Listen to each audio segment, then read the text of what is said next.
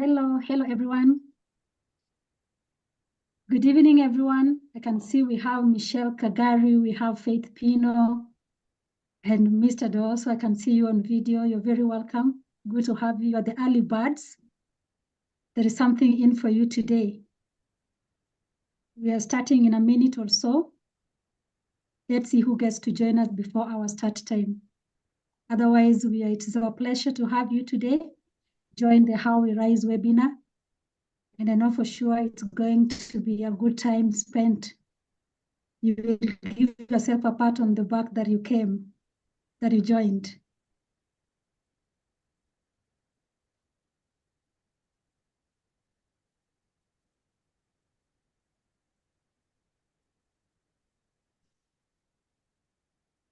I know we have been looking forward to this day. It is finally here with us. How We Rise webinar. You know, listening to women in leadership, just learning from their experiences, the things they've done that have put them where they are today.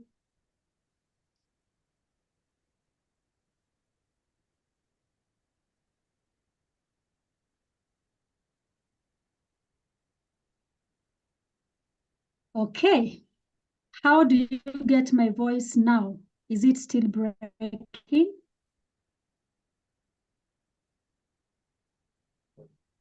Is it? It's breaking. Hello, everyone. Breaking a bit, but you seem to be coming back. It sounds fine to me. Okay. Hope it cooperates. Okay, we are at 5:02, and I think it's a good time to start. The rest who will be joining later will find us on the move. I would like to say hello to everyone. It's a good evening. It is my very pleasure to have you join this webinar today. We are going to have a discussion on how women arise. And we have derived our theme for the day from a book that was recently launched. This is a unique book because it is authored by 12 different women from different backgrounds, in different careers, with diverse experiences. And two of them likely will be part of our discussion today. Nazima Malik, you're welcome. You can see Nazima Malik is joining us. So as we prepare, we have one of them already with us as we wait for the other one to join. I would just like to let us know that we are going to have a very good time. You can be expectant of a very exciting time today as we listen to these women leaders. So we're talking about the book, How We Rise, women navigating challenges, embracing resilience and agility, redefining leadership. So I know for sure that this evening is going to be an informative evening. Before we proceed, I request us to allow me to begin with a word of prayer so we can all bow our heads for a word of prayer. Father, in the name of Jesus, we thank you for the opportunity to gather together, even to learn from each other. Holy Spirit of God, we thank you for your presence with us tonight and the help that you're offering, oh God. We thank you that our being here shall not be in vain, that someone shall get something out of this meeting that will transform their life and will transform their career. In the name of Jesus Christ, we thank you for the speakers, oh God. You're giving them the ability to express themselves in a manner that your listeners will get something. In the name of Jesus, we give you praise, Lord. We give you honor, and it is in Jesus' name that we have prayed. And we can all say, Amen. Amen. My name is Dottie, and I will be our moderator for today. And I for sure believe that we are going to have an exciting time. Together with us also is the founder and director of Zion Pearl Publishers. This broadcast is actually brought to us by Zion Pearl Publishers. I would like to request Mr. Adido also to open for us with a brief remark, even before we continue.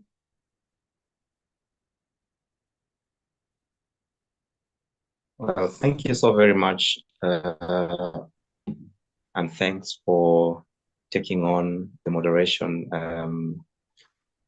task, and I like the way you're doing it with ease. You make me feel like it's just a smooth conversation going on. I thank you for every effort you've put to make sure that this thing is happening. As it is, we are having our very, very first webinar on how we rise, and as you have correctly indicated, the webinar is based on a project that we are running at Zoundal Publishers that is called How We Rise. How We Rise is of insights and lessons from women leaders who have had an opportunity and experience to practice leadership in Kenya and within the African context. Our aim really is to draw useful lessons from the experiences and be able to build a body of literature that we can use both as a basis and a reference for the conversations and interventions that we seek to propose around how best to go about tapping into the resourcefulness of women and how best to approach the whole conversation about inclusion and equity of women. The reason why we are doing this is because for a long time, especially within the Kenyan space, there has been a progressive conversation around the inclusion of women in leadership and in other aspects of growth and development, which is a very beautiful thing. So that as we speak today, the situation looks much, much better than it was 2 or 3 decades ago. We are having a more open and welcoming space than it was a while ago. And we are seeing a lot more women being heard, being seen, being appreciated, and being supported to be able to contribute value in our lives, both in our social lives and in our corporate lives or working lives, which is a very beautiful thing. As this is going on, there is an increasing need for us to have a better understanding and a better appreciation of what it actually means to be women in those spaces, or to get to hear from their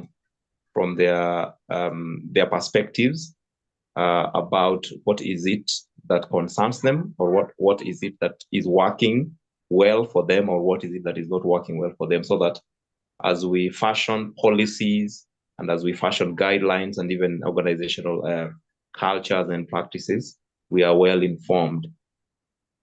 This is very important because when we do it this way, we are likely not to miss out on very, very important nuances about what needs to be done. And we are likely to have a better, outcome of what we are trying to achieve. And this is very important because initially a lot of the interventions that were curated to be able to either address women's issues or attend to the concerns that they had were actually being formulated by largely male-dominated forums or male-dominated opinions. But today, with the changing terrain, we are able to see a lot more participation and contribution of women, which is a very good thing. So this project is actually aimed at that. As we do this, we are specifically shining a spotlight on women and the work they are doing, which in a way helps us to raise models of success or models of best practice that other aspiring women can learn from or can model after. And by doing this, we also hope to trigger the many other people that after looking at the women who are succeeding and what they are doing and how they are doing it, can be able to be provoked and awakened to be able to begin to move in the right direction. It is our belief that this is one of the ways we can be able to bridge the numbers gap that that is still dogging or hampering our effort to be able to create the kind of balance that we have. Because if we don't get many of them woken up, many of them provoked, and many of them guided in the direction of rising, then we will still continue to see what we are seeing today as the parity or the gaps that are still there. So this project has a number of objectives that it hopes to achieve, and we know that through having conversations like these ones, or through documenting these insights into books, we are able to immortalize this wisdom and make it available not just for this generation, but for the next 3 or 4 generations, which is a very strategic thing for us to do. So today's conversation is actually picking from the literature that has already been built, and beautifully drawing from lessons of people that are still available. They are here with us, so they can speak to us, and we get to learn from them, which is a very, very good thing. And as it was not possible for us to document they know in a book, and that is why we create a forum like this, to be able to allow for a lot more insights to be shared and to be packaged into signals that we can send out there, so that in a way we begin to at least dig and try to exhaust what is there. So we'll be very brief to just welcome you and hope that your being in this forum today, in this webinar today, will add value to you, and that you will be able to learn a thing or two on how best to tap into the resource that is trapped in the women. I usually call it a resource because that is what it is, other than the gender that they show up in, which to me is like a container. If you open it up, you will see beautiful stuff inside there: creativity, energy, goodwill, aspirations, innovativeness, drive, and a lot of beautiful stuff that we can tap into and strategically use to power our lives, to power our growth, and to ensure that we are making good progress in a way that also makes them feel proud and makes them feel valuable within our space. So without taking too much time, I want to hand the meeting back to Dottie and allow her to lead us into the conversation. Thank you so very much, everybody, and especially the panelists for availing yourselves to allow us to learn from your experiences. Thank you so much. Thank you, Mr. Radido. Thank you so much. We are now ready to enter into our discussion for the day. I would also like to echo what Mr. Radido has said. We're very grateful for the panelists just availing yourself to come and share your lives with us, your experiences with us, giving us an opportunity to learn from the two of you. So we are entering into our discussion, and I'm going to introduce our first speaker. But before then, I kindly request that all microphones be muted. And they have your microphone muted. If you're given permission to talk, then you can unmute. If you're in an environment that can be an interference to the meeting, we also request that you keep off video. You can have your video off. We will be having a question and answer questions at the end. So you can note down your question. You can wait for the right time and you will be answered. So again, very welcome. We are so glad to have you here today. So we are going to have two speakers today, two panelists today, featuring in the book How We Rise. And they have shared their life stories in that book. But today we're giving them more time just to go in depth of some of what they have shared in that book. And of course, also giving them an opportunity to answer some of the questions that we may have as listeners. So I will want to introduce us our first panelist. And this is Michelle Kagari. Michelle Kagari is the author of the 8th chapter of How We Rise. And her story is interesting, with a tremendous record of tremendous growth, a very steady record of growth. And this is the kind of a person that you want to listen to for the sake of learning purposes. She is a change catalyst, a visionary leader, and an executive coach. She is an accomplished leader with over 3 decades of experience in international development, focusing on policy, strategic partnerships, and resource mobilization. She is recognized for her ability to inspire action, drive organizational change, lead diverse teams, and promote sustainable growth. We have the copies of the books available. If you want to know about her, other than listening to her today, you can get a copy for yourself and you'll get to know more about her. Michelle Kagari, you're very welcome. The floor is yours. Speak to us. Thank you, Dottie, and hi, everyone. I hope you can all hear me well. And thank you for your kind words and introduction. I'm feeling a bit shy. I'm really happy to see all of you here. I'm recognizing a number of names. My hardcore girlfriends are online. So happy to see you and a number of other colleagues. Thank you so much for honoring my invitation. This has been a very exciting project for me and unexpected. As a number of people might know, I'm currently actually on sabbatical leave. And the opportunity to be involved in this project came just as I was preparing to go on sabbatical leave. And I had all these grand ideas about just having my feet up all day, not having to think about work or anything. And this has ended up being my sabbatical project. Very, very exciting. When Doso first reached out to me and pitched the book idea, I was immediately engaged. I thought it was amazing and that it was an opportunity for us as Kenyan women to tell our own stories, to own our agency, talk about our journeys. The other women that I've done the book with, my co-authors, Colleta is here. We are all committed to giving back and helping raise the women that are coming behind us, very aware that we are standing on the shoulders of the women who came before us, our mothers, our aunts, and we wouldn't be where we are today without them.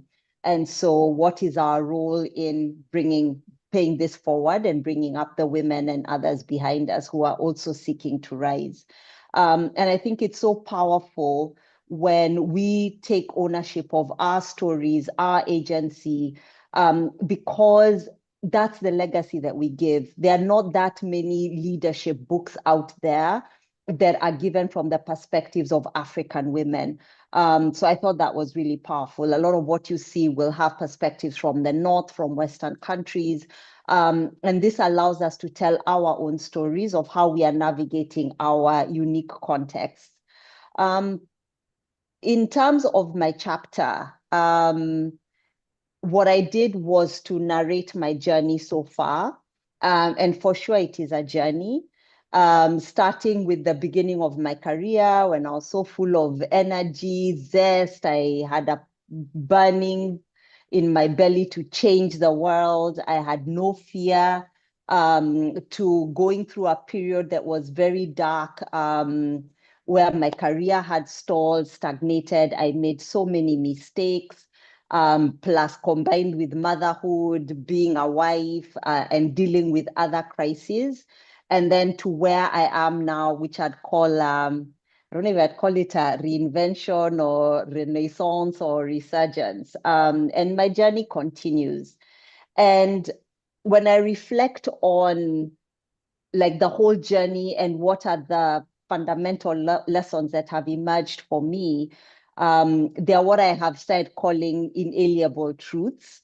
And I'd say that the first one of them has been on attitude and how your attitude to what you face is everything and can change everything.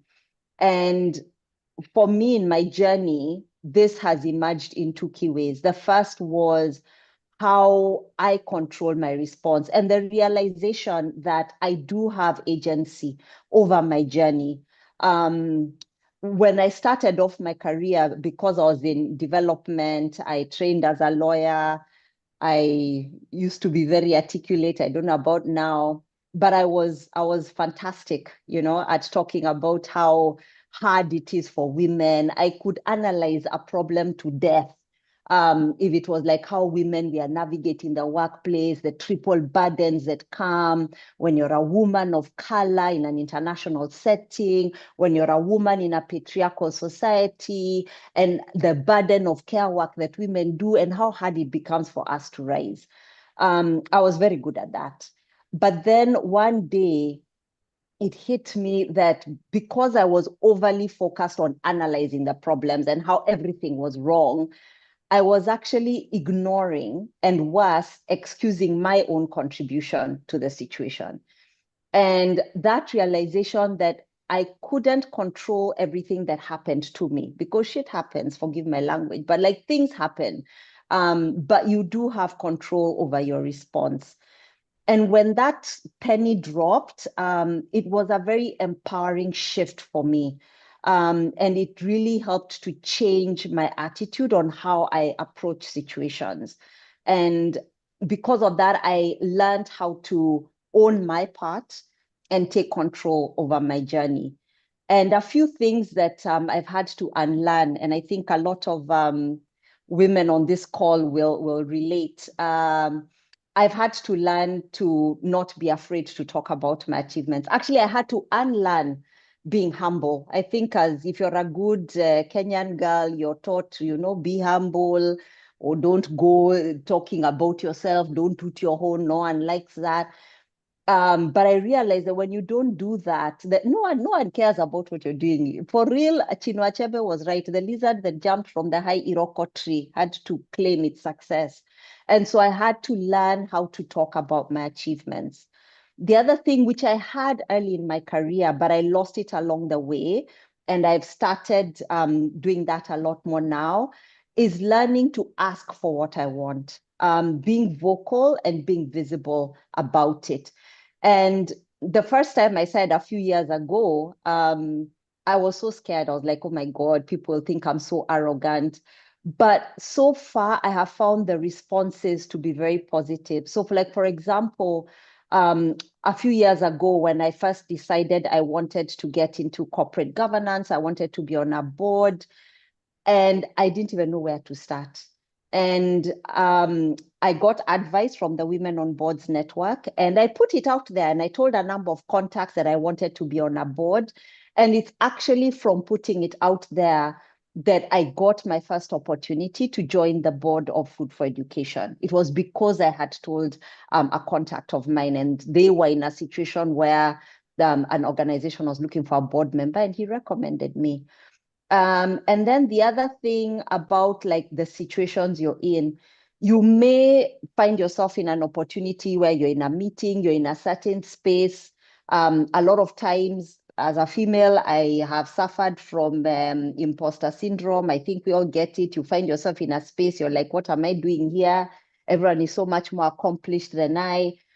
And having that courage to speak up and take your space. How you got there, where you got to, that becomes irrelevant. You are in that space now. What are you going to do about it? And so learning to speak up, take up that space, present your value, don't wait to be invited, are some of the key things that I learned.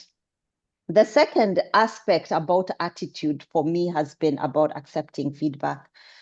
And I struggled. I used to struggle. And I still struggle sometimes, but like in the course of my journey, I got a few insights that helped me reframe how I approach feedback.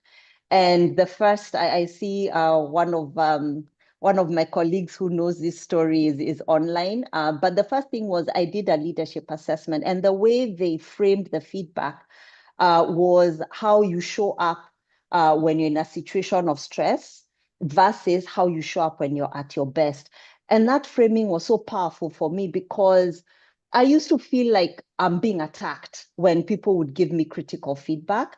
But this allowed me to see that when I'm under stress, when I'm under pressure, when I'm not at my best, this is how I tend to show up. And the people around me, this is the way they experience me, which was usually not great. And then when I'm at my best, this is how I would show up. And even as part of that process, I realized I do have control over what makes me stressed and what triggers me. And so I don't need to change myself. It's not about Michelle. It's not about Michelle being a bad person. It's about how am I putting myself in a situation where I will always show up the way I want to show up. And people will see me and will experience me the way I want them to experience me. And I found that so powerful. And then the second thing that has really helped me is reading leadership books. So including, I think, when you read How We Rise, you'll see there's a lot of themes coming out.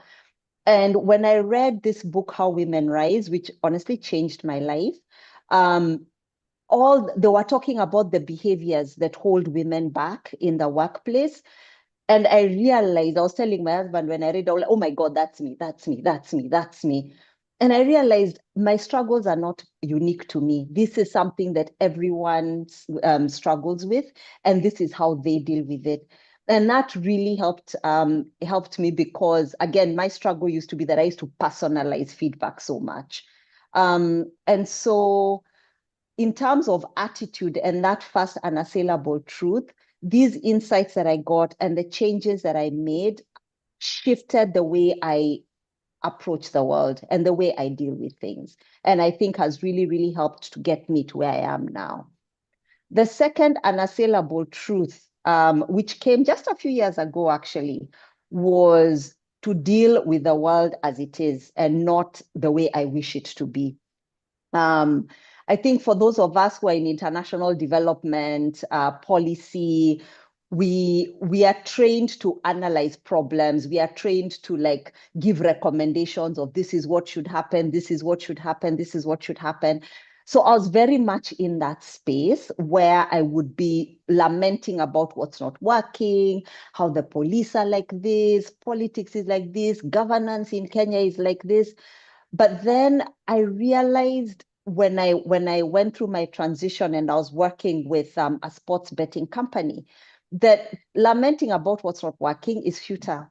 And that if you want to get things done, you need to roll up your sleeves and work with the reality of the situation that you're in. And for me, this insight was a game changer in how I approach life. And I have found that it has had the added advantage of enhancing my leadership effectiveness. And so some of the things that I started doing differently when I had this realization was, first, start with where I am. So I'll be in a situation, most of the time the situation was not a good situation because this insight only really has value when you're struggling. It was like, okay, I'm in this situation, it's a mess, it's not a good situation. What aspects of this are out of my control? And then what is in my control? Remember, you have agency, you can control your response. And then learning to leverage what I have, what works for me, what are my strengths, what do I have going for me? Leveraging your networks, my girlfriends, family, use what works for you to take the next step. I realize I don't need to know how it's going to pan out. I just need to know what is the next step or the next step after that. And then you navigate, because the world is so complex, it's dynamic, it's messy. You're not going to be able to control the outcome, but you can control how you're navigating it. Then the second thing, and I just changed how I approach things, is being open to opportunities that emerge that you never thought of. The most recent one being that now shortly, I am in a book. Like, I never imagined that I'd have this kind of an opportunity. But when I look at my life journey, it has not been like a straight path. It has had oscillations. You step back, move forward. And so being open to things that emerge that are broadly aligned with the idea of where you want to go, and then see how it will pan out, and not being too attached to having the outcome that you wanted, because there are bigger forces that are at play here, you know. And then linked to that, I learned to just embrace change, and that change is the only constant. I know we always say it sounds so trite, but I found there was such a big difference between knowing that intellectually and actually internalizing it. Because my greatest growth and my biggest learnings have not come from my successes. They have come from my failures and the challenges. And when I look back now, that period, I cover it in my chapter, when my career had stalled. We went through a journey of dealing with cancer. I was a new mom, which just messed up my identity. I went through, I was not in a good space for like a good 6 years. And it was not fun. Like failure is not fun. When you're in it, you will feel, but that's where really the true growth came. And so what I tell people when it does come up is, it's going to hurt. It's supposed to hurt. It's going to be very painful. But if you're able to maintain that attitude and your resilience, I think that what they say that's where that going through those situations, that's what triggers your best learnings and the best growth. Yeah. And then I think the last thing about how I've changed things is to face the truth about my situation. And trying to be realistic about what I am facing. So taking the time to reflect. Again, that sounds trite, but what I have found, certainly I suffer from that, is it's very easy to delude yourself because you want to believe that something is working. You're so invested, like maybe you're invested in the success of your idea, you're invested in something. And so you will ignore all the flags that are coming up saying, maybe things are not working out that well. And so taking the time to just sit back and reflect objectively and training yourself not to be too attached to the outcome will allow you to see the reality of your situation. And then once you realize the reality of your situation, including and especially when the reality is not what you wish it was, that is so empowering because it will then allow you to figure out what you're going to do about it sooner rather than later. And it's, again, not to say that this is easy. It is hard. These things are hard to do. They're emotionally draining. I have cried many times when I am facing the truth about my situation. I have felt overwhelmed. And that's where my networks have really helped, like people I trust who you can talk to, who will help you. And then you figure out and you take agency of your journey. And then the third unassailable truth, which is pretty much where I am right now in my journey, is on leadership. And the realization that leadership is not about you. You're really only as good as your people. And the journey that I've been through in the last 6 or so years, really growing my leadership, deepening my leadership, has really brought that home for me. And the first thing that I've learned is, they say, oh, you need to have the right people on the bus, you need to build your A-team. Yeah, it's easier said than done. Building your A-team doesn't just happen. You have to be so intentional. It requires sustained and intentional effort to identify the right people, understand their abilities, place them in roles where they can shine, create the culture that then enables it to thrive. And that's what you're doing as a leader. You can't just sit back and expect that it's going to happen organically. You have to curate that process. The second key part about leadership that I've learned, it's about nurturing growth. Just having the right people in place is insufficient. You have to nurture their growth. And yes, this involves training, mentorship, support, and creating the environment. But you have to take a holistic approach. I think I was reading, I was reading one of the chapters in the book where the author was writing about how a Harvard Business Review article about leadership development programs where companies invest millions in leadership development, but are only getting like 10% return on investment. And that's because that holistic approach isn't being taken. You think sending someone for training in itself is enough. No, you've got to deal with the entire person holistically. You've got to look at the environment where they're at. You've got to create situations where they can grow those skills, where they can test those skills. You need to push them to advance vertically, to stretch themselves so that they can grow upwards for the next level. And that, in my journey, that has been, I'd say, taken up like 40% of my time at work has been about doing it intentionally so that you can get the return that you want. Because when your talented people grow, it has the effect of catalyzing the whole team to grow. And then the third key thing is about ensuring cohesion. So having the talented individuals is not enough. They need to work well together. So what kind of culture am I creating as a leader? And realizing that creating a culture of collaboration and mutual respect that is sustainable, that goes beyond your direct reports and can be felt 3, 4, 5, 6 levels down, that again is where the bulk of the leadership comes in. Making sure you're encouraging that open communication, celebrating the team's successes, addressing conflicts constructively, and making sure that that's happening holistically, even when you have layers of managers that will have their power centers, is a big part of what leadership is.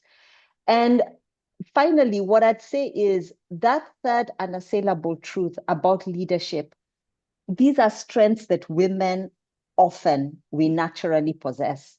We excel at nurturing growth and fostering collaboration, and yet women as well as others, we undervalue these critical skills, and I think we are doing that to our detriment. And this is an area where I believe women can have an outsized and transformative impact on performance and results. So my current focus, as of now, as my journey unfolds, continues to be on leadership. I'm really into it. I love growing people. I love transforming cultures. And so I've also done my executive coaching, and I'm continuing to invest in that, and also through my corporate governance assignments. And so I hope that these few nuggets that I've shared are helpful to you. There's more detail in my chapter. I really look forward to engaging with you further. And yeah, I look forward to hearing from you. And I hope you will buy your copy of How We Rise, and that you will enjoy reading it. Thank you. Back to you, Dottie. Thank you, Michelle. That was so insightful. Thank you for the nuggets. Indeed, there's a transformation that is already beginning to happen, even by just listening to you. You know, a mind once stretched by a new idea cannot regain its original dimension. So as you stretch our minds, sharing your experiences and throwing those nuggets here and there, I know for sure that we are getting something of value. Again, I would like to say thank you. My take home from what you have just said is this thing about learning to ask for what we want and don't want to be invited. More of the times we keep to ourselves. You know you have something that can be used for something, but you want just to keep it because no one is inviting you to do something. I'm not going to sit back again. I'll say what I want. I'll not wait to be invited. Thank you so much. Thank you so much. Those who are just joining us, you're welcome to our discussion today. Our first speaker was Michelle Kagari, and we are having another speaker coming right after her. But before we proceed, allow me to announce that we shall have a Q&A session. So if you have a question, just note it down. Just note it down. We'll give you time to ask questions. So Michelle, we're expecting to hear from you again when we get to the Q&A questions. Otherwise, it was nice listening to you. And I know that somebody has been helped. Thank you so much. So we go to our next speaker. We have two speakers today. They are both featuring in the book, How We Rise, Women Navigating Challenges, Embracing Resilience and Agility, Redefining Leadership. Today, we are looking at how women rise. So our next speaker is Colleta Macharia. Colleta, you're very welcome. Good to have you this evening with us. Colleta is a professional leadership and career coach. She is a corporate trainer, podcaster, professional speaker, and author who feels most fulfilled when cultivating human potential. She equips line managers with skills to become exceptional people managers and leaders who excel both professionally and personally. Additionally, Colleta supports mid-career professionals in overcoming career plateaus and designing fulfilling and impactful careers. Our Colleta, you're welcome. Thank you very much, Dottie, and thank you very much, Michelle. Very beautiful insights that you have shared there. And good evening, everyone. Thank you for joining. And as usual, I want to start by asking a question.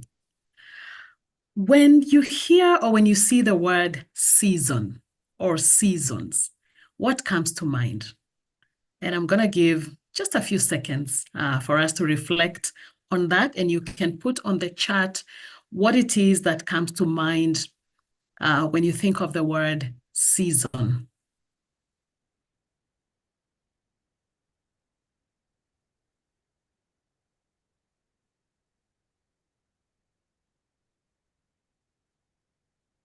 Thank you, Georgina. I see a limited period of time.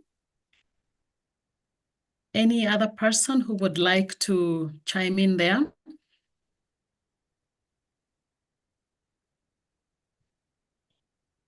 Time span and transitions. Thank you very much, Cynthia.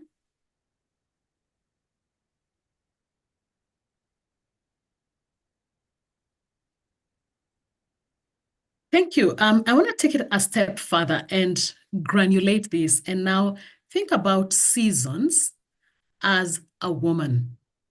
Evelyn says changes. So as a woman, what does the word season conjure up in your mind? Transitions and changes in life.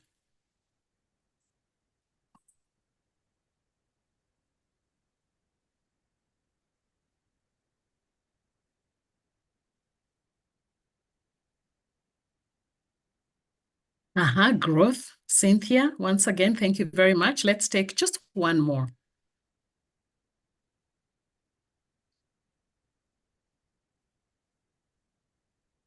Opportunities. Thank you. Thank you, Georgina. Physical and biological clock. I don't know whether we are feeling shy to mention that. And then Mary Njoroge says lessons. And it is true, you know, we have different seasons as individuals, right? And even in families, collectively, as a country, we have various seasons that come and go. And each season comes with its own thing. So as you're thinking as a professional, for example, you have your season of preparation, your season of foundation where you are getting formed or you are getting trained, and then you enter the workplace, you begin growing in there, and then there's the season of transition into, you know, higher levels, and, you know, you experience mentorship. And then there is also a season to exit. Different places, there's a season to embrace and there's a season to let go. And I share this to say that one of the things that is, I find really key in the growth and in the rising of each person is just being mindful of the seasons, being mindful that we will experience different seasons and no season lasts forever, and understanding that each season has its own priorities, yeah?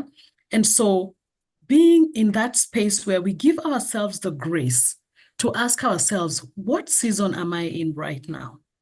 And what are the priorities of the season?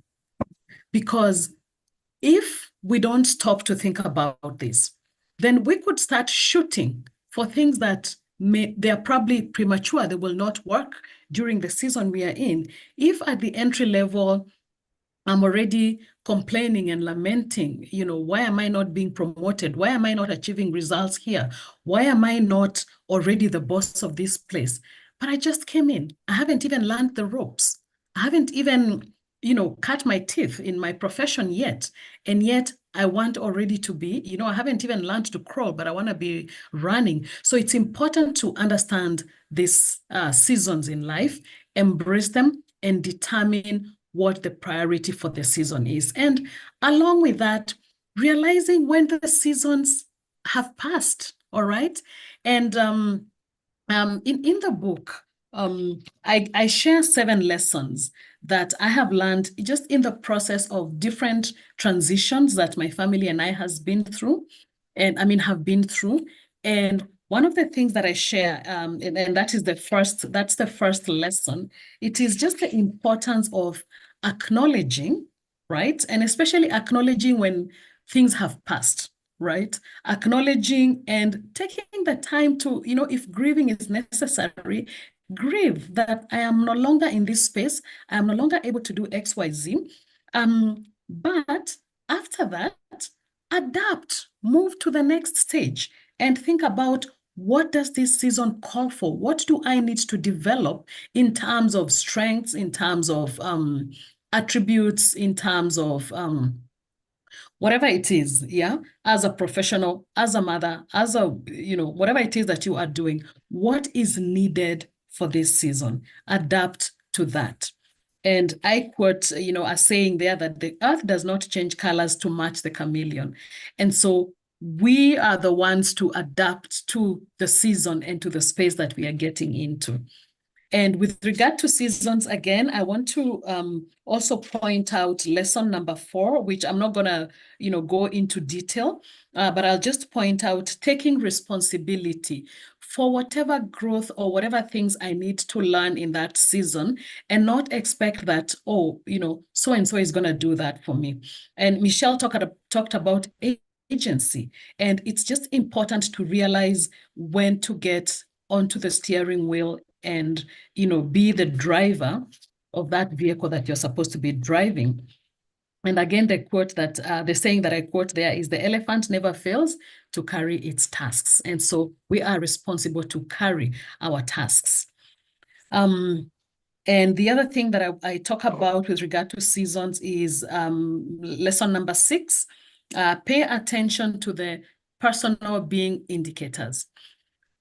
We have just come out of the Olympic season, right? In the last couple of days.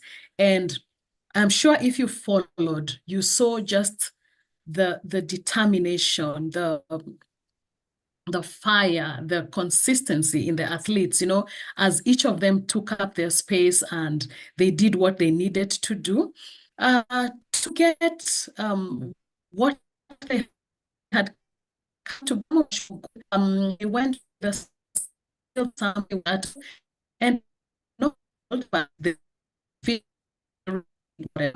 and so but after all that is said and done, there has to be a season of rest and recovery. It's not always go, go, go, go, go.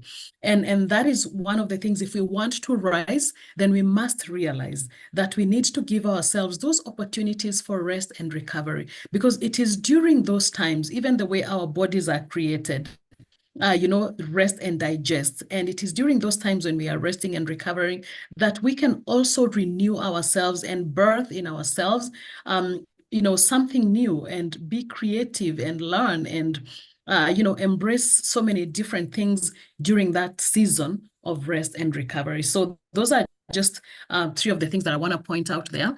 And then the other thing, if we want to rise, I have realized is the importance of accepting and embracing our identity. And here, identity comes in different forms. And like for me, I have seen the importance of just accepting and embracing my identity as a woman and all that comes with it, including those seasons of motherhood, or even those seasons of the month that, everything seems to be topsy-turvy and nothing seems to be going right or whatever. Embrace and accept that, because there is a reason for the design. Whoever designed us knew exactly what he was doing and why he'd put everything in place. And so the moment we embrace this and accept that, and I like, again, something else that Michelle says, speaking up for ourselves and taking up our space and speaking up for ourselves is very important, because then we are saying, this is who we are and we belong. okay? And I'll share a story of something that happened many years ago. I think it was in the early 2000s, 2003 to be precise, and I'd just had my second baby, and I was employed. And at the time, I was living where I was living, and the place and my office, there was the distance was quite, it was quite big, and so when I resumed work after my maternity leave, I struggled because my baby was still breastfeeding. And it was difficult for me to go home during lunchtime to breastfeed. And so I needed to express milk. And so I approached one of the people who was working in HR, and I said, is it at all possible to have a space or a room for mothers where we can go and express milk? And he said to me, you know what, that's a very valid question, but why don't you go talk to so-and-so? So he directed me to the office, which he felt would be able to help me. And I approached this lady at the time. Her name is Vicky Wild. I'll never forget her. She was the head of gender and diversity. And I had this conversation with her, and she said, oh my goodness, how can we not have thought about something as important as that? And she said, you know what?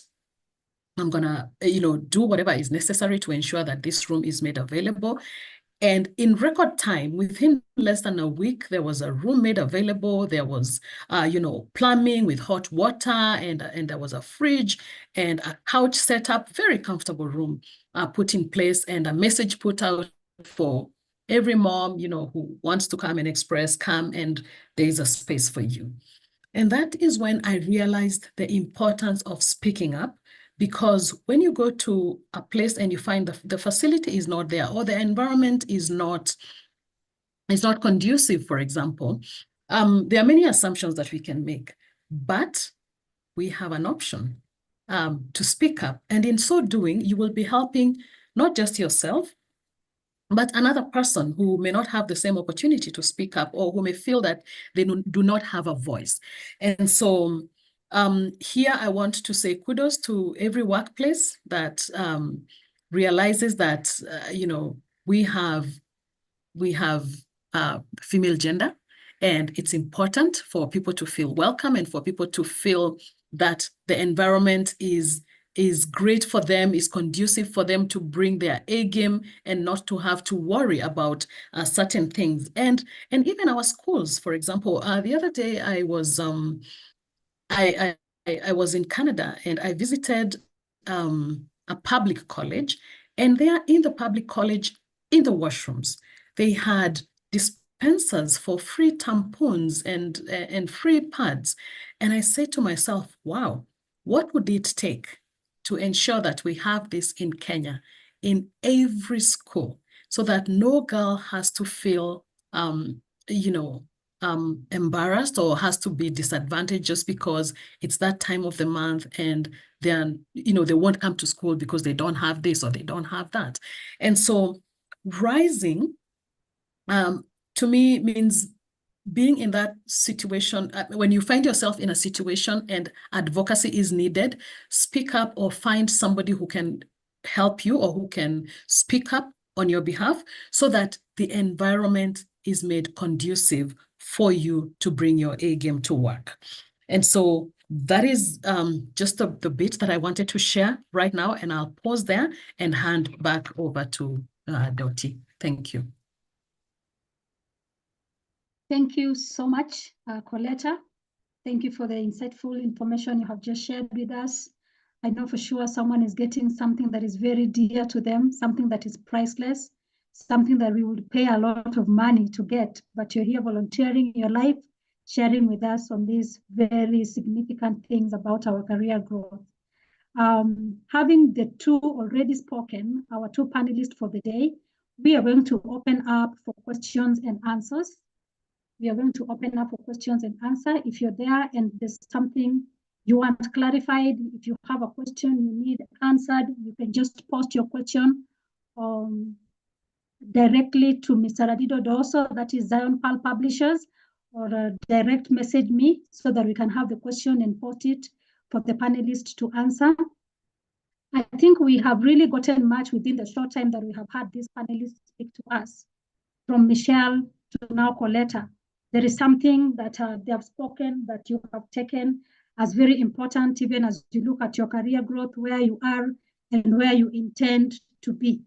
It is very important. One of the things that Michelle Kagari has talked about is attitude. Actually, attitude is everything.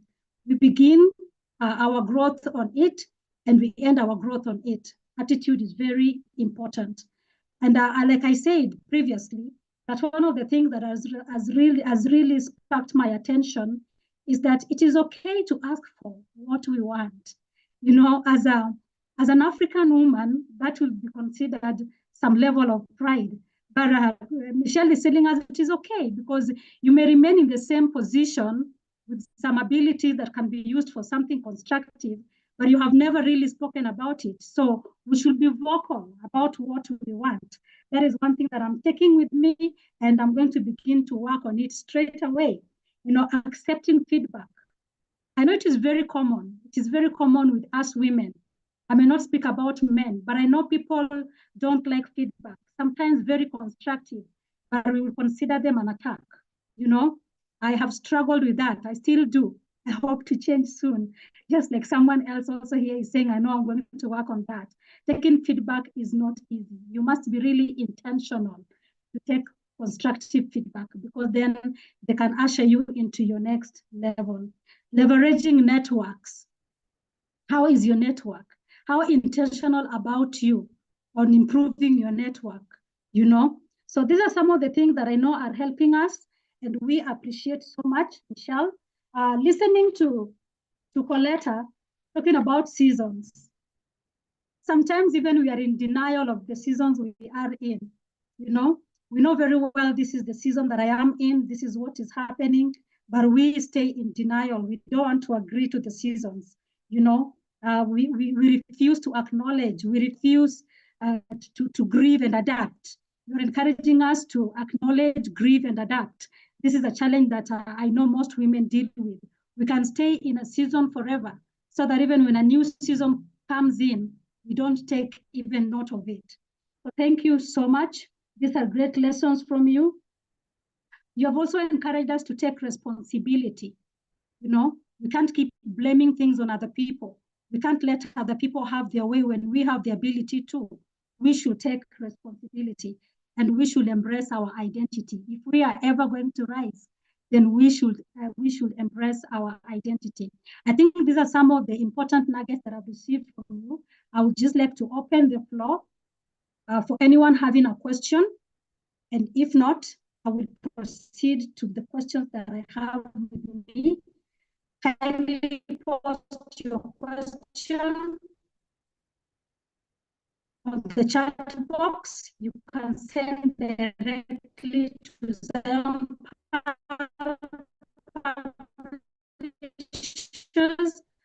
or send a direct message to me, and we shall share it with the panel. It may be the solution you have been waiting for. I'd like to put a question to Michelle.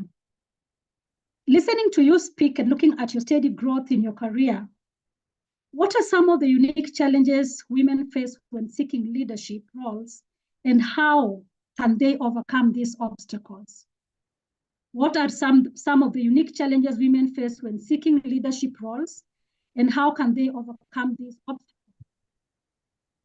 I know we are different, we are in different spaces, and so our difference and our challenges are different. So what would you say are some of the things we can put in place to help us overcome these challenges? Thanks, Dottie. Oh, that is a big question. I'd say for me, the way I try and look at things, and even from before, was the situation that I am, like, for example, asking for what I want. Early in my career, I used to be so assertive. I would insert myself, and not everyone took that well. So one of the feedbacks that I've gotten, which up until today, by the way, I dismiss, is that I'm too aggressive, I'm too abrasive, and I dismiss it because I know that feedback is grounded in gender biases. So when you do step out, it's not like everyone is going to accept you, but you need to be aware of that and ready for that. And the way I deal with it is I can either sit here being quiet and playing the role that society has set for me as a woman of weka kando. How will that get me where I want to go? Or I can take the risk. And yes, some people won't like it, but others will. And then you go where the opportunity presents itself. So that I'd say for me is one of the first things. And then the second key thing that has shaped like my career choices and my decisions, and especially in this season that I am now, I love one of my best friends uses that term quite a lot, but in this season of my life, is I know I have a pretty good idea now of what my passions are, the environments where I can thrive. And for my own well-being and health, I do not want to put myself in a toxic situation. So when I'm looking at different situations, that's some of the things that I look at is how is this environment for a woman? Will I have to deal with sexual harassment? Will I get support? Will I be punished for like gender biases or things like that? And I have chosen for myself, I have chosen not to put myself in situations where, you have to fit that box. Instead, I look for environments where there's more equality, where as a woman I'd have a fair chance, just like any man. Yeah. And I think I remember a situation where one of a colleague of mine had actually moved to a new role. And the situation, and I've not asked their permission for this story, but anyway, hopefully I will not be sued. But like the role seemed like an amazing role, like good pay, like on paper, it was like dream job. And then when they were in that role, discovering that it was quite a toxic situation. And I remember having a conversation and being like, we've got to ask ourselves, and this is not just as women, but as individuals, we've got to ask ourselves, like, what matters most? And for me, I always encourage to take a holistic approach to our lives, because work is just one aspect. It's work, spirituality, it's your family, it's your friends, it's your health. And so if you're in a situation that might be working for one segment, but all other segments are suffering, then what does that mean for your long-term success? Is that really a situation that sets you up for success holistically or not? And so again, like facing the reality of your situations, like those are some of the reflections that I'd encourage everyone to take, and I try to take to help me navigate these different challenges. And where I look and I'm like, this is a poisoned chalice. The chances that I'll succeed here are limited. I'll have high blood pressure. I'll be in hospital. Yeah, I prefer to remove myself from those situations and then stay in situations where I do feel I have a fighting chance. I hope that answers the question. Thank you, Michelle. You stay in places where you feel like you have a fighting chance. Yeah, don't waste yourself trying to fight wars that are already won or already failed. So we have a question here, and this goes to both of you, Michelle and Colleta. I think Colleta will go first, since Michelle, you have just spoken. Great lessons from you both. How does it feel? This lady is curious. How does it feel being an author? What are your future plans in this space? How does it feel being an author? Colleta. Yeah, thank you very much. How does it feel being an author? It feels great and scary at the same time. Great in the sense that you have an opportunity to share, you have an opportunity to share yourself and to inspire another person. I remember a few years ago, I received a note. It was actually a text from a young lady who had, her brother had just died, and she was grieving. And I think it must have been like 6 months before that, my father had just passed away. And this lady, she texted and she said, just how did you deal with grief? Because I am finding it so difficult. Am I ever going to get out of it? And I said, ooh, it's a tough one. The loss of a loved one is difficult. And I shared with her, and at the end of our conversation, she just said it felt good to speak to somebody who had walked that journey before. And I started to think to myself, if we don't share some of these things that look very difficult or are very difficult, if we don't share, pieces of ourselves, the pain, the joys, and the whatever, is there a chance that we are denying another person an opportunity to be inspired, an opportunity to be pulled probably out of a dark hole, an opportunity to see hope? And that's the time I decided that if I feel, go through something and I think it's important to share it, there's a chance that somebody will benefit from it. So let me not shy away from sharing it. And so being in this space where you can share something through writing or even speaking, being in a webinar like this, it feels great because you know that somebody somewhere will carry a nugget or two, will carry some insight that will help them. And why is it scary? Because then you realize, oh my gosh, I need to take responsibility to ensure that I don't sit with something that could be beneficial. And means that even those moments when I feel lazy or, I'm wondering, should I share this or not? Should I write?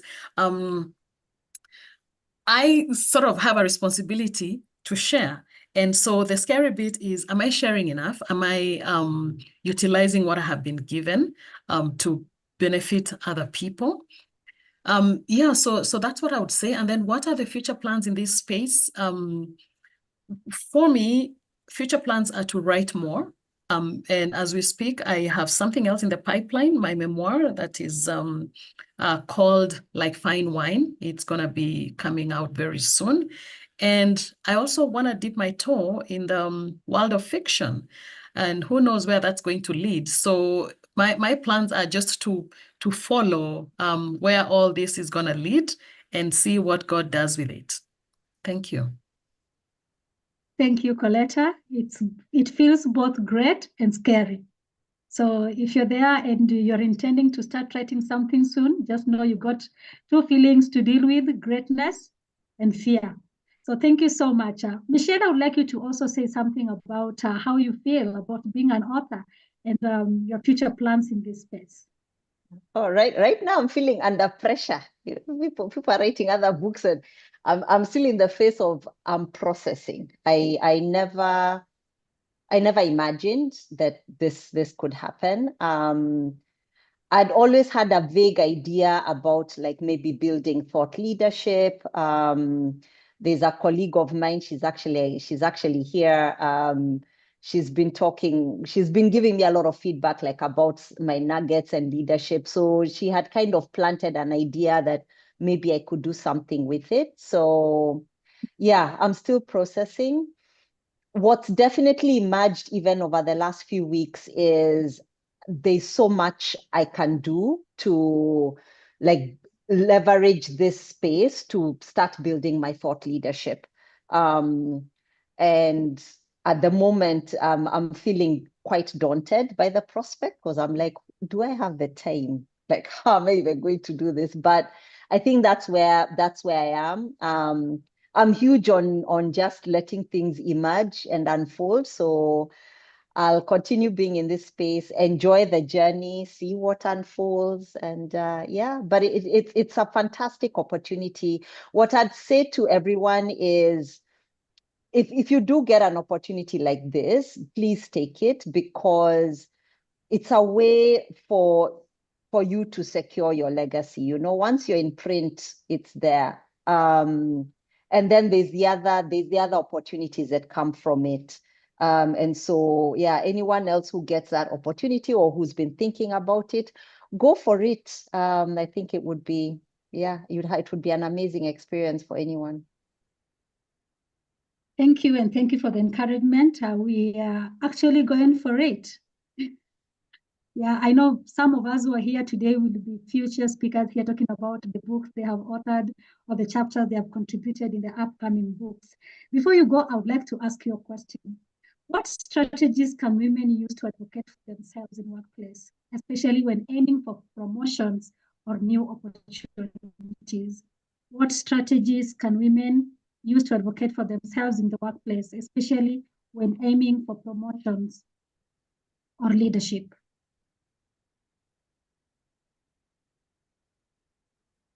Did you get me?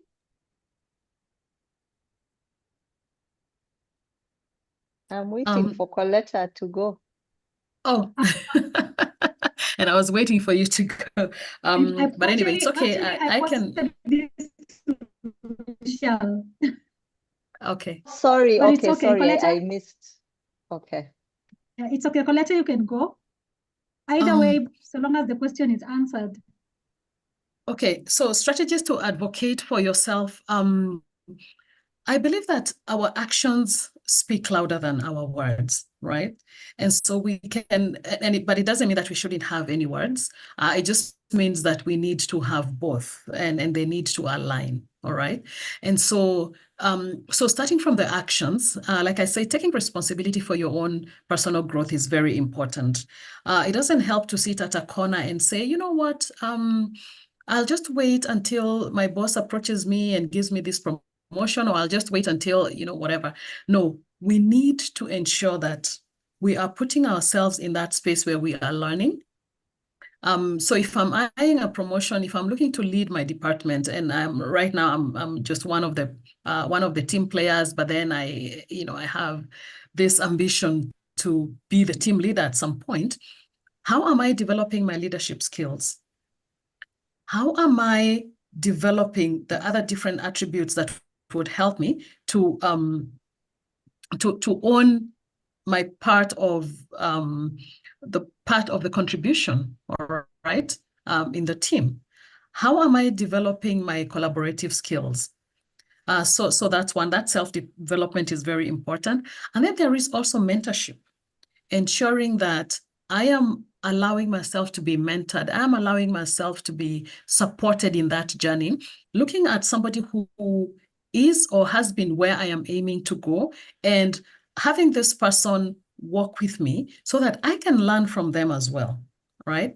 And then the other thing is putting my hand up when there is an opportunity to step up and do something or achieve a result or whatever. Take advantage of that opportunity and let it be the stepping stone to that space that I want to occupy. So those are the three things that I would share, and I'm sure Michelle will have more to add. Thanks, Colleta. I agree with the tactics Colleta has shared. Thank you. I agree with the tactics that Colleta has shared.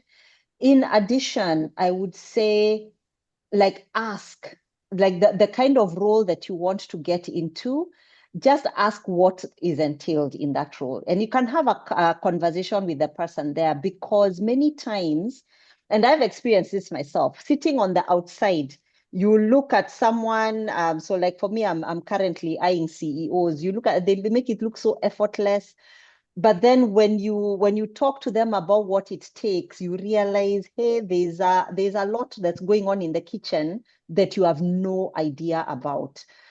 So asking the people who are actually doing the job that you're interested in, getting from them like what specific skill set you need to build, what kind of competencies, and also how you can demonstrate those competencies. And then the other one, asking for what you want, put it out there. By the way, it's something that I'm going through right now, because I'm striving to go to the next level. And it's been tough. Like the first time I was scared, but like I've been putting it out there that I'm interested. The gaps in my competencies have come out. I've been told this is, you need to do this, you need to do this. So I'm currently working systematically to like build to fill those gaps. Yeah, so especially when you're moving to a whole new level.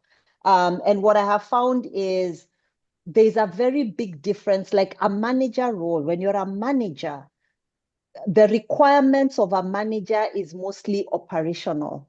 And moving from that operational role to like a leadership role, so like directorships, VPs, it's a whole different ball game. And people assume that you will just naturally learn how to be a director when you are an excellent. Now, it doesn't work like that. There are whole new skills that are required. And when you go for mentorship or you go for training, most people tend to go for training in things that will make you better at the job you're doing. They won't necessarily equip you to perform at the next level. And so really focusing on what it requires to perform at that next level, that's the gap that I usually see. And it takes time because when you're not there, it's very difficult to know what is required to succeed. And so putting yourself in the spaces of the people who are already there, who have walked that journey. So optimizing your mentorships so that you're actually getting the right kind of guidance to get you to that next stage. Thank you, Michelle. There's a question here from one of us, and it goes, can you also share experience on how you plan all tasks as a mother, career woman, wife, etc., and you still excel in all? I think she's trying to find how can we balance that? Yeah, that one. Actually, I got the best advice I have ever received about this came from my girlfriend. Because when I had my daughter, I went through a crisis. I was like, I cannot do this. And the first thing was you can have it all, but not at the same time. So the balancing is that one aspect will take priority at a time. So when I got my daughter, for example, having her coincided with a period in my journey when my career had started stalling. And I was like, oh, I'm not moving. I need to look for another job. And my girlfriends were like, please, your baby is what matters. She's going to grow. You focus on your baby right now. Be thankful that you have a well-paying job that you can do with your eyes closed. Once the baby is not a baby anymore, then you can resume on your career. And that's what I did. The second thing that she gave advice on is you have to have a support system. You doing it all by yourself, you're going to die. You're going to die. And so we are lucky that in Kenya, most of us, you can afford to have a house support. You've got our family members. And so if you're traveling, like, do you have a house manager, a nanny who can be a house manager, who can help with that? Is your husband supportive? What about your relatives, your siblings or your cousins? Like relying on people to help you to have that journey. So for me personally, my housekeeper manages the home. I've been with her for so many years. She knows what's required. Like I don't deal with the details of which shopping at Igasi, Meisha, CG, what. She deals with that because that is not the best use of my time. I'm very fortunate. My husband, he's retired. He's very supportive. So he does a lot of the child care stuff. A lot of these schools these days, they think we have time. So like all these parent teacher, let's go and discuss what the curriculum, he'll go for those. And then the ones that are really important, then I'll make time and I'll go for them. So that's what I'd say. Like, don't try and do everything at the same time. Everything comes in its own season. Your children need you when they are very young, and then when they are teenagers. The rest of the time you can focus on your career, and then having that support network. Thank you, Michelle. Thank you so much. It is possible to strike a balance, but it's not possible at the same time. You have to take note of the various seasons of your life, when to do what and when not to do what. Thank you so much for that answer. I have a question for you, Colleta. And you have talked about seasons, and somebody is asking here, how do you maintain your identity in seasons of uncertainty? How do you maintain your identity in seasons of uncertainty? Yeah, thanks very much for that question. And as I'm thinking about it, let me also, share on the previous question that Michelle has tackled. If, when you're a mother, one of the things to realize is that those children will only be children for so long, all right? And so if we spend that time juggling and not realizing that priorities of the season need to be understood really well, then we may get to that point. And I'm speaking from a place where, both our children are now 26 and almost 21. And so we have all the time right now to do so many things. And just thinking about the importance of having prioritized those days when they were little, to just ensure that we work with them when they really needed us is very important. And so I just want to encourage you, if you're in that space, do not feel like, this is an interruption that is negative, right? It may be an interruption, all right, but embrace it as a needed interruption and look at the journey as a whole holistic journey. And that interruption is just a part of it that brings different experiences, all right? And so now to the question, how do you maintain your identity in terms of uncertainty?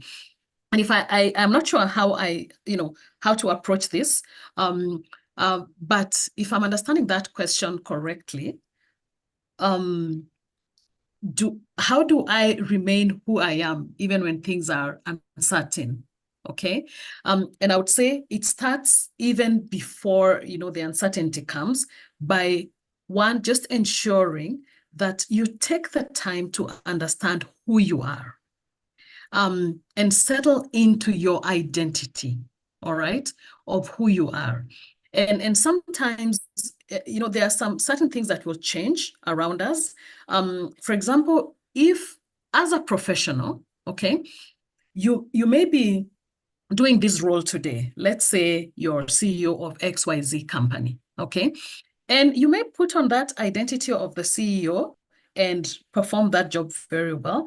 But then there comes a time when you're not certain whether you will maintain that, position or that role or not. And so how do you behave? So this is one of the ways in which I'm looking at this as this question. How do you maintain that identity? The truth is that you are this and that and that and the other.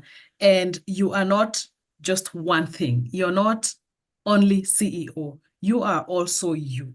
So the first thing is to really get comfortable and embrace who you are as you, even without that job title, even without that role.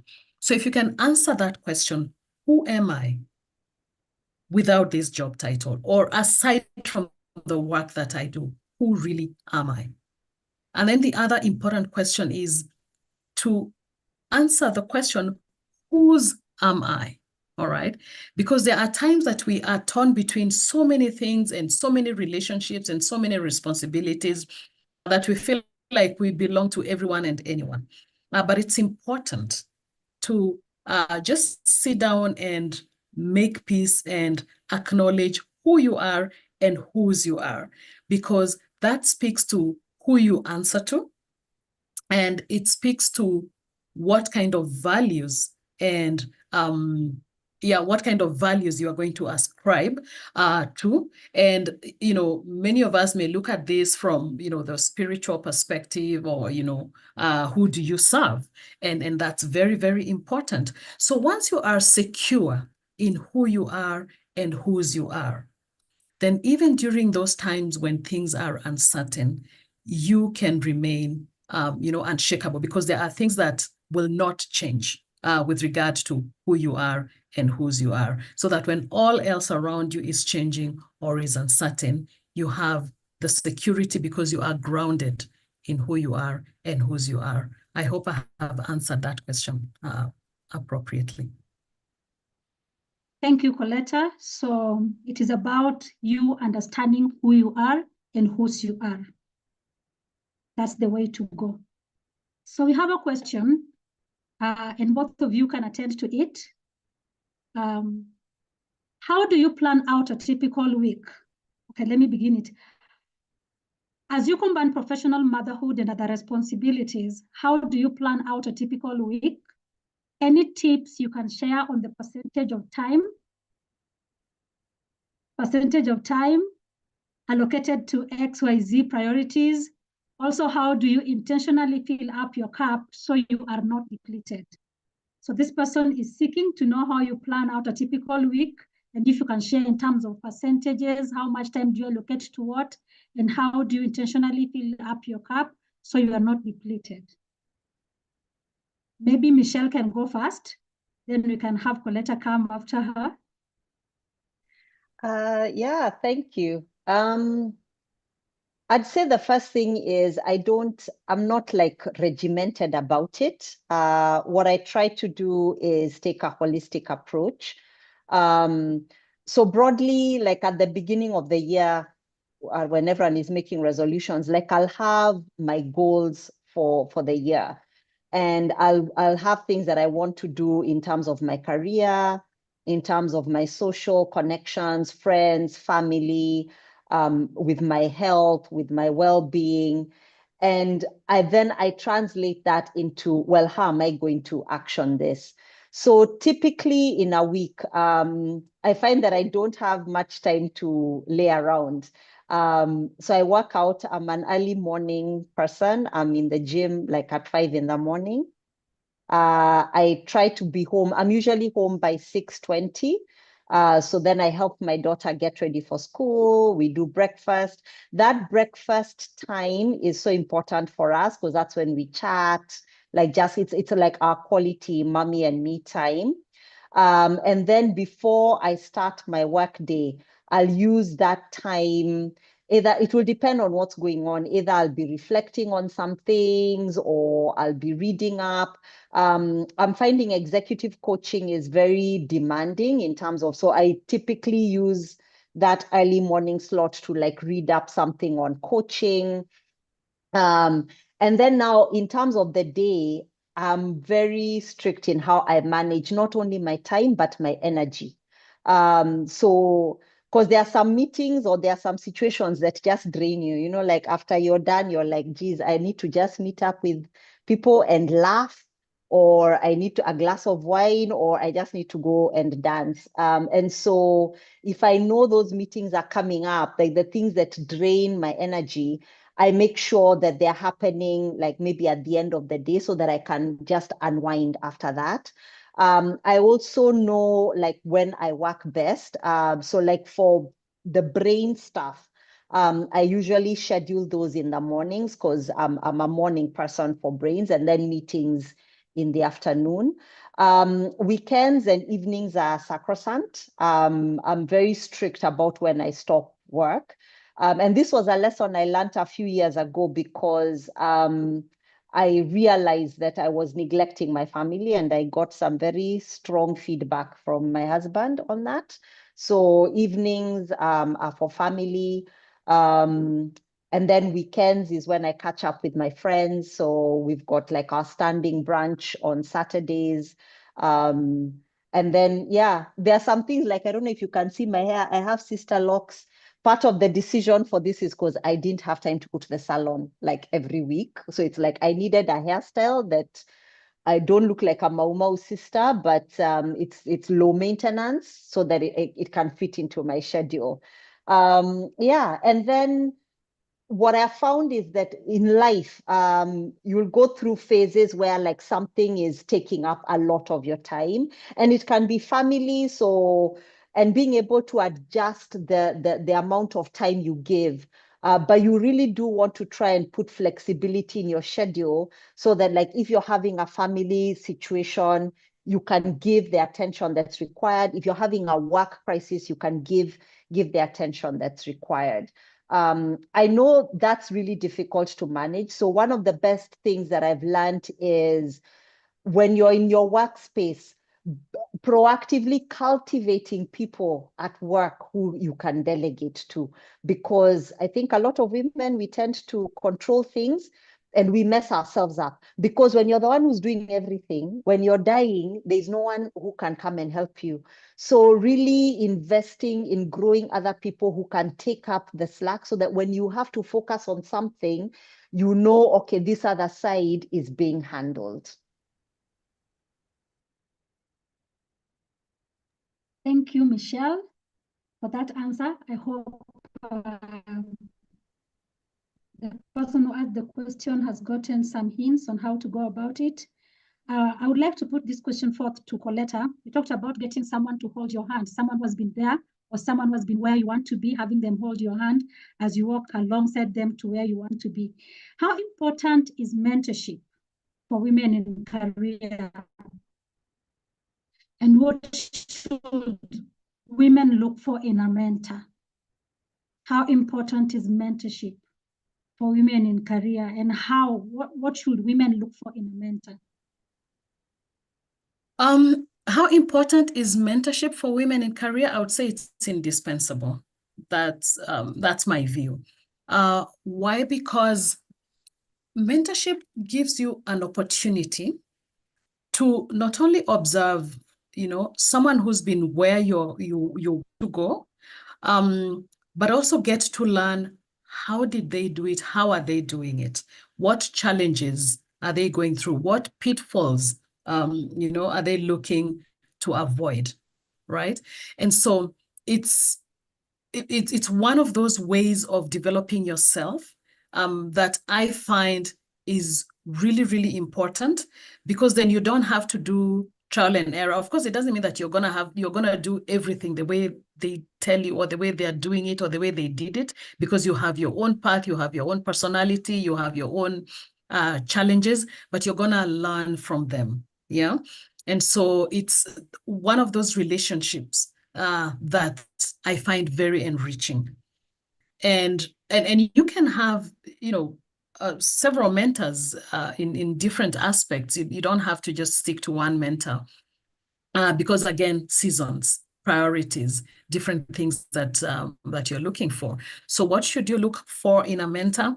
One, like I said, somebody who's been there, somebody who's done what it is that you're aspiring to, somebody who's several steps ahead of you. Okay.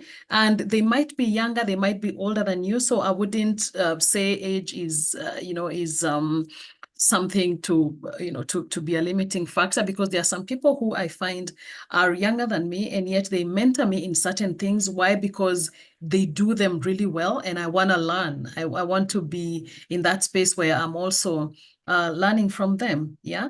And so I observe, I have conversations with them. So I'm looking for that heart. Yeah. Are they doing it with all their heart? Is this something that they're doing, whether it's a job, whether it's a business, whatever it is? How have they embraced it? Yeah. Are they wishy-washy in it? Is it something that they're very intentional about? Because I don't want to be following somebody who's not committed to what it is that they're doing. Yeah. So I have mentors that I work with who I look up to with regard to running, for example. And so just working with them to see what do they know. So they also do need to be knowledgeable, because I don't want to be working with somebody who will not give me the right advice with regards to even that, what we're talking about, rest and recovery, nutrition, and all that. So look for someone who's been there, somebody who's committed, somebody who is intentional about, what it is, somebody who has a value system that aligns with yours, that you do not mind subscribing to. Yeah. It's very important, because you don't want to walk, even as it says in the Bible, shall two walk together unless they agree. And that agreement is not just, saying yes, but it's also alignment in terms of the value system. So those are the things that I would share. And to the previous question of how the percentage of time that you allocate to different things and how you fill your cup. Like Michelle, I don't have a very fixed schedule of what I do and when I do it, but depending week by week, I'll look at my week in advance and know that, this week I have coaching sessions coming up, or I have trainings coming up, or I have XYZ, and then plan that. And one of the things I have found indispensable is the calendar. Scheduling things, whether it's a meeting, whether it's a trip, whether it's whatever it is, just ensuring that it gets onto my calendar. Because if it doesn't, chances are it will be forgotten. So I find that it really helps to schedule those. And then the other tactic that I like to use is, chunking out my time so that, for example, if I'm thinking about writing, if I have a writing project, then I know that I want to have big chunks of time to write, because that is something that I relish and I want to enjoy it. And so I will put 2 to 3 hours just for my writing work. And sometimes, depending on what kind of a project it is, I might just decide Mondays are my writing days. I'm not going to take any other thing. I'm not going to take a meeting on Monday or whatever, but I just want to do my writing until this project is done. So it really depends on what it is that I'm working on. And when it comes to and the running and the reading, just and not just reading things that will help me learn XYZ skills, but just reading for fun, for the fun of reading, especially fiction books. When I feel like I'm getting a bit slow in my creativity, I reach out for a fiction book because there is a way in which it just gives me a kick and helps me to get back up and be creative. And then I have also this quirky thing that I do every so often. I have what I call the drop everything and dance moments, where, if I've been sitting for a while, let's say an hour or so, then I'll just get up and play some music or even sing and just dance to it, just to get some shaking going. And that I have found actually does fill up my cup, as does singing, just for the sake of belting out things. I find that it's a certain release that it gives me and helps me to get my groove back. So those are just some of the ways that I manage these things.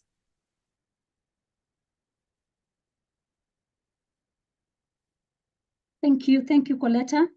Michelle, I have a question for you.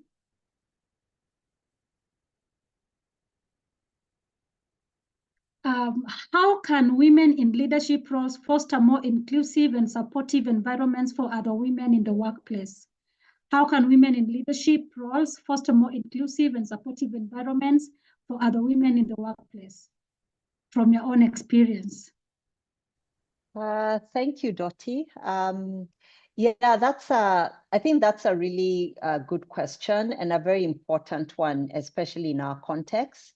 When you're in a leadership position as a woman, I think that part of our responsibility, actually it's a duty, I see it as a duty, is to leverage the power and influence we have through that leadership position to transform the environment so that it is a better environment for both genders.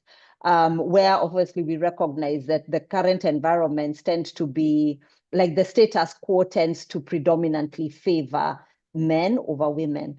And what that looks like from my experiences is, number one, being very aware. And if you don't know, then educate yourself as a leader on what are how like the barriers in the workplace play out for women differently from men.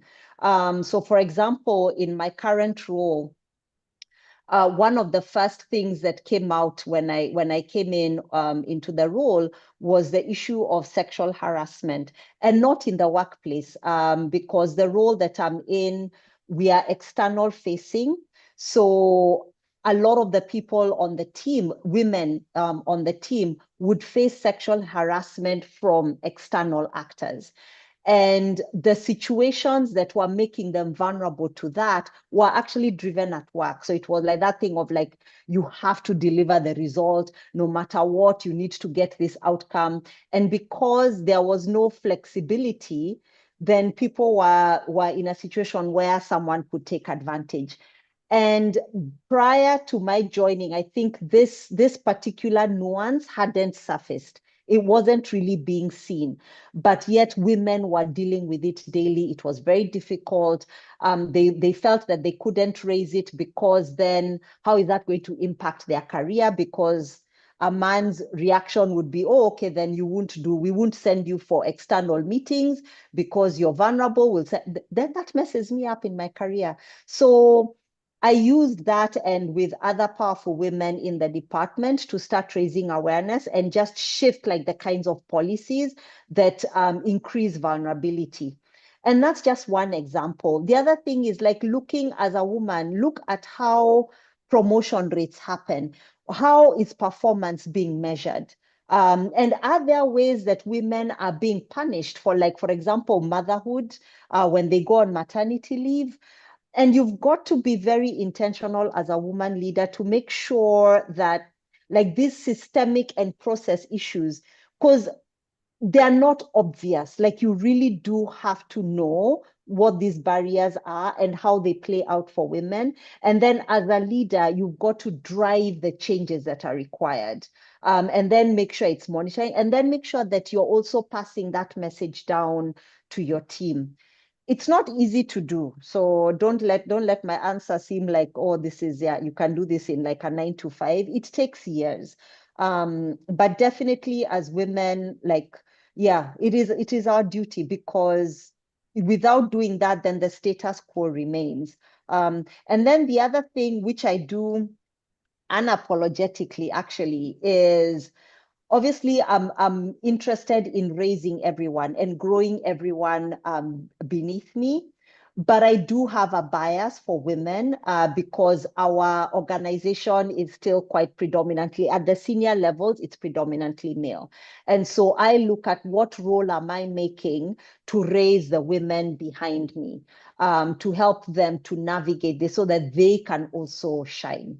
Thank you.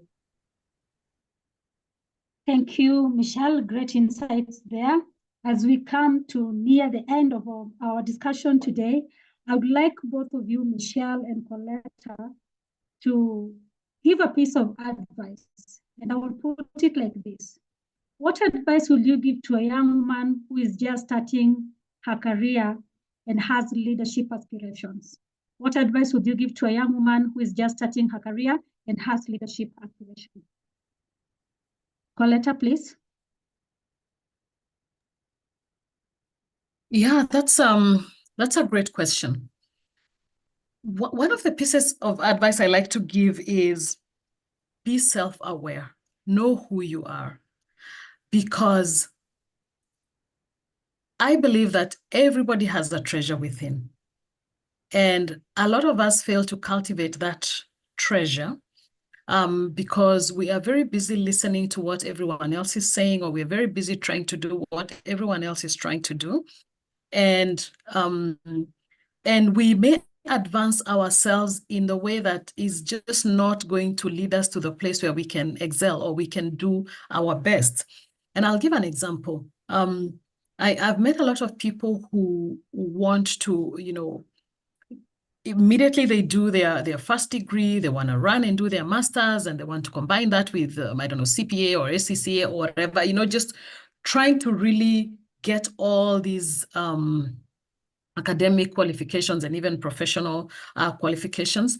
And I say, have you taken the time to really just sit and have a conversation with a coach or a mentor to really help you bring out what's inside of you? Do you understand where your strengths lie? Because where your strengths are, the things that you really do best, so that's where you're most likely to succeed.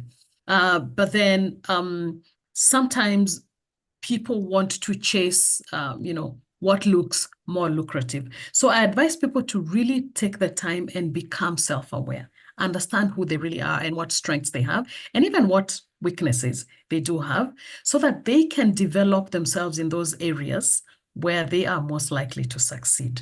So that by the time you go to do that MBA, or by the time you go to do whatever other qualification you want, you're adding it onto a foundation that is already built.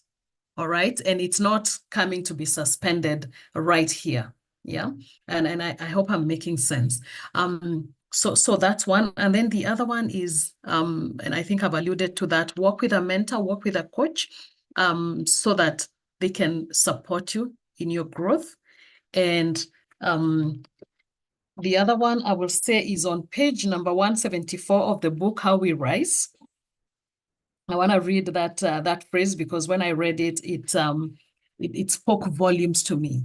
And this is page number 174, and this is one of our co-authors. She talks about a director in one of the spaces she found herself in a school of in a journalism fellowship, and she says, this person who gave this quote, her name is Deborah Blum. It says, "I have always believed that we should have enough faith in ourselves to take risks. We should do things we don't know how to do, write in ways we have never written before, and take chances on ourselves," right? So a piece of advice: do not be afraid of taking risks. Do not be afraid of taking a chance on yourself. Do not close the doors for yourself before you even take a peek to see what's on the other side.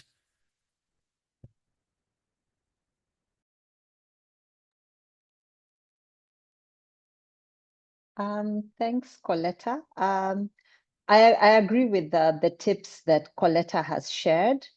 In addition, I would say that you don't need to wait until like you're a CEO or something to become a leader. You can become a leader now. You know, leadership is it's a frame of mind. It's a way of looking at the world. And so where your space is, whatever space you're in now, like if that's something that you want to be, it's never too early to start. So that would be my advice. And you start now in whatever space you are. How are you building influence? How are you able to inspire people to action? How are you, like, are people coming to you for advice? Like, how are you in that space? And start cultivating those skills now. And then the second thing I'd say is that it's a journey. And it's great that you're having those aspirations. Like, that's important to like have an idea of where you're going, but be open to how life will take you. You know, you'll have ups, downs, you'll go left, right. And as long as you're on that journey and on that path, leveraging every opportunity that you have to grow your leadership.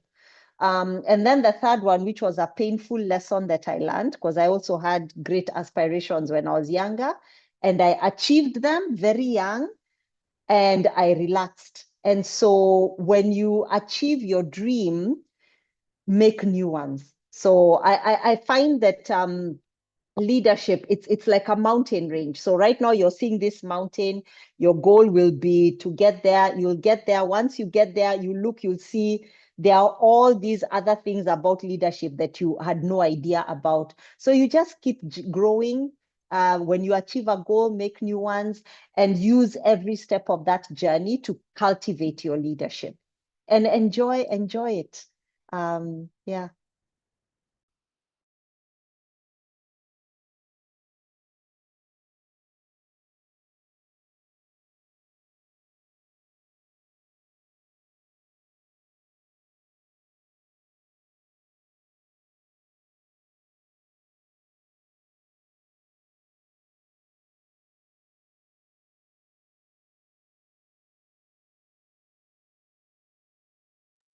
Well, looks like we have lost Dottie. I don't know where she had disappeared to.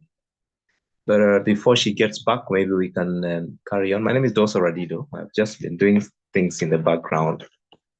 I must appreciate our panelists today for the insights that you have shared. We see lots and lots of comments coming in. We've been here from 5 o'clock and now it's 10 minutes to 7 o'clock, so we should be pulling down the curtains on this conversation. So I will just be scanning through here to see if there's a question or a comment that any one of us would want to make, maybe to contribute to the conversation that has happened so far. If you have a question or a comment, I'm going to give you a minute. If you want to voice it out, I will allow you to do that. If you want to write it, then I will do that as well. Meanwhile, as I say that, the insights that are being shared, most of them have been captured in the book, How We Rise. I have a copy of that book on my table. I've been reading this book today. I was reading one of the chapters in here, and it feels quite good. I know I read this book while we were working on it, but then now when I am reading it to consume what is inside there and to learn from what has been shared, it tastes different, it feels different. So if you need a copy of this book, I've shared some links and contacts in the chat. You can, if you click that link, it will take you to a page where you can place your order. Or if you feel like you want to call to make your order, the numbers are shared there as well for your use. Please make use of them. As I say that, I'll be scanning through here to see if there's anybody raising their hand. Then I'll give you an opportunity to ask a question. Or if there's anyone who has an addition to what has been said, a comment about what has been said, this is your moment. In a short while, we should be pulling down the curtains on this meeting because we have been here for a while now, and I know you all have enjoyed the insights that have been shared. All right, I don't seem to see any question. Yeah, the YouTube recording is there. This conversation is being streamed live on YouTube. I will be placing the link to YouTube here. It's also being broadcasted live on LinkedIn. If you go to LinkedIn, Zion Pearl Publishers page, you will find it there. We intended to have the links in those spaces so that those who are not able to join the conversation via Zoom can be able to follow. And I know there are, I've seen several people following the conversation on YouTube and on LinkedIn as well. So if any of you would want to revisit this and be able to listen again, to be able to take notes, that's okay, you'll find it out there. Before we bring this to a close, allow me to invite our panelists again, and I'll give them this moment to make their final remarks. And as you do your final remark, please indicate to those who are listening how they can reach you or connect with you in case they want to engage you privately or an extension of this conversation, or maybe they have their own private questions they want to engage you on, or even engage you in the area of your expertise and the solutions you're providing in the marketplace. I want you to indicate where they can find you, how they can contact you or connect with you, so that they can be able to engage you directly. Back to you. Maybe I can start with you, Colleta. I was hoping you're going to start with Michelle. But it's okay. My closing remark is something I said before, that you are not just one thing. You are one thing and another and another and another. And so it's very, very important to embrace who you are. Yeah. All those different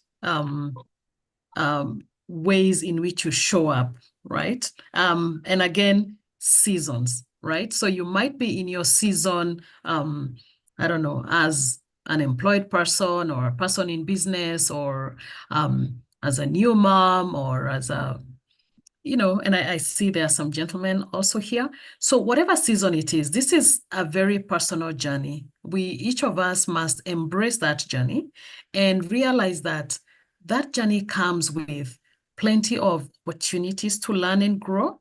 And some of those opportunities may come in as challenges, and some of those challenges may look insurmountable. And the truth is that we are not meant to do it alone. like we've shared, mentors and coaches and a support system, your own personal board of advisors are all important people to surround yourself with as you walk this journey. People you can ask questions, people you can tell, what, I need your help here, or I need to know how you did this, or I need to understand what pitfalls to avoid. It's always really important to ensure that you are surrounded by people who can support you in that journey. So understanding who you are and embracing that, understanding the seasons and ensuring that you prioritize what needs to be prioritized in that season is really important. And then embracing that journey, realizing that smooth seas never made expert sailors, right? And so if you're craving just to have things always smooth and to always be certain and to always be sure that if I take this road, it's going to lead me here, then you're going to be in for a big disappointment. It's important to allow ourselves to explore, sometimes take a road that you're not sure where it's leading, but let curiosity and that sense of exploration go with you so that you can discover new frontiers and discover new things. Because I believe that as human beings, we have been, given a lot. There is a lot of treasure that has been deposited inside of us. And for us to find it, then we have to be willing to take that step, and we have to be willing to be courageous. And courage does not get dropped from above, with a bucket. It actually takes you stepping into something, even when you're afraid of doing it, to build those muscles of courage, of resilience, of grit, and whatever else you need to keep going forward. So I want to encourage you, each one of you, that you have a treasure inside of you. Take the time to explore, to discover it, to cultivate it, and to deploy it to the world. Thank you. Wow, thank you so very much, Colleta. I like the insights you're sharing about courage. It doesn't fall from above. You have to master it, build it. It's like a muscle. Build it until it forms. So thank you so very much. I'll now bring, and you forgot to say how we can reach you, Colleta, in case somebody wanted to connect with you. You're right. Yeah, sorry, I forgot that. So I am a life and leadership coach. You can find me on LinkedIn. You can also find me on my website, ColetaMacharia.com. I'm also a podcaster, work in progress with Colleta Macharia. It's on YouTube. And how else can you find me? I can put the rest of my contacts here on the chat so that you can reach me if you need to. Thanks very much. Oh, thank you so much, Colleta. And now give this opportunity to Michelle. Thanks, Dosso. Actually, Colleta picked all my points. So the only thing that I'd add is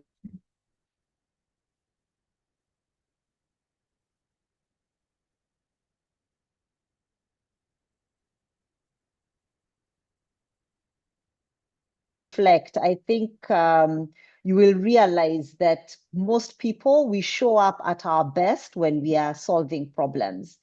And so remember that.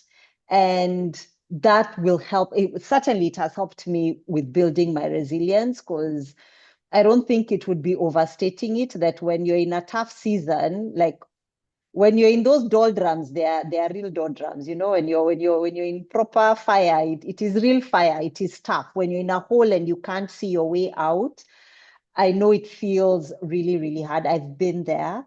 And so taking it a step at a time, remembering, as Colleta said, that there are seasons, these too shall pass, knowing who you are, clinging to your spirituality, your whatever it is that helps you, whether it's spirituality, whether it's your religion, your network, whatever works for you, will help you build that resilience.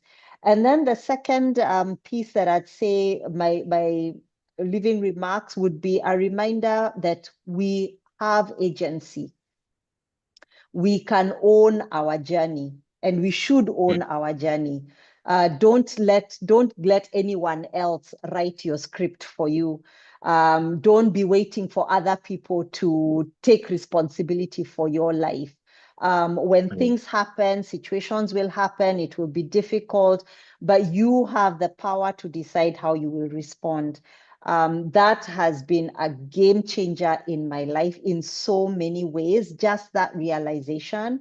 And that would be my leaving remarks for you guys. Thank you, Michelle. I'm sorry you lost me for some time, but I'm back. Yes, as you're speaking your last words, I think what I've gotten is that I should write my own story. I should not let anyone write my script for me. I should own my journey, for it is mine. Thank you so much, Colleta and Michelle, for joining us today. Thank you for pouring out yourself unto us. I know we are not the same way we came in. Like I initially said, a mind stretched by new idea cannot regain its original dimension. We are a new dimension of our career even right now. Thank you so much, everyone who took time to join in today.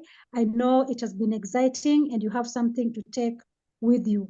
Michelle, you forgot to say how we can reach you. Would you like to share that? Yes, I've just shared my LinkedIn on the chat with everyone. It's the best way to reach out, and then we can take it from there. And then in my chapter, I've also put my email address, but you can get the details of how to reach me. Okay, thank you so much. At this point, I would like to invite Mr. Radido also to put forth some announcements. Mr. Radido, you're welcome. Well, mine is just to express my excitement and appreciation to the panelists. Thank you so much for sparing time, Michelle and Colleta. It's been exciting listening to you. I've been writing a lot of notes here because as I wrote a statement in the book that we are talking about. I never knew really what it means to be a woman. I actually thought we are experiencing life the same way until I started talking to women. And one thing about it is that for the last 2 or 3 years, there is no single day that has passed without me speaking to a woman. That's a lot of data if you translate that into data. And that has really allowed me to see things that I never knew as a man, things that we ignore or we don't take seriously. And this conversation allows me to see a lot more of that. I'm very grateful that even as I feel the value of this conversation, both now and in the future. I also want to thank everybody that has made it to the session. It's been amazing. Thank you so much for sparing your time. Finally, I just want to remind all of us that the insights that have been shared by the panelists are also captured in the book, and the book is available. We've been sharing links in the chat. If you are interested in the book, you can follow those links and you'll be able to get your order. We've also shared the Amazon link. And if you're out there and you feel like you have insights, you want to be a part of the project, a project like this, or you have something useful from your experience that can sit in a book, in some of the projects that you're working on, please feel free, use the numbers, the contacts that we've shared in the chat. You can be able to reach us. Finally, allow me to thank the moderator for doing a good job. We have enjoyed the way you have led us through, and that is amazing. Thank you so very much, everybody, and God bless you. Back to you, Dottie.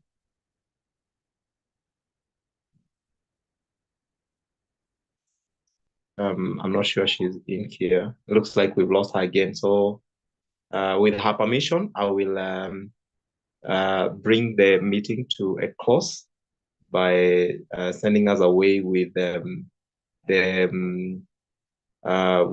words of blessing. I pray that your evening will be blessed and that your time will be blessed, and that wherever you are, whatever you're doing, whatever you will lay your hands upon to do, whatever you're aspiring to achieve, I pray that it comes to fruition because your dreams are valid and we have a big God backing us. So we are not afraid of anything. If you are facing challenges, it's just for a season, and I know we have learned something about that. if you can use the insights that have been shared from the conversation we are having here today, then it will be good.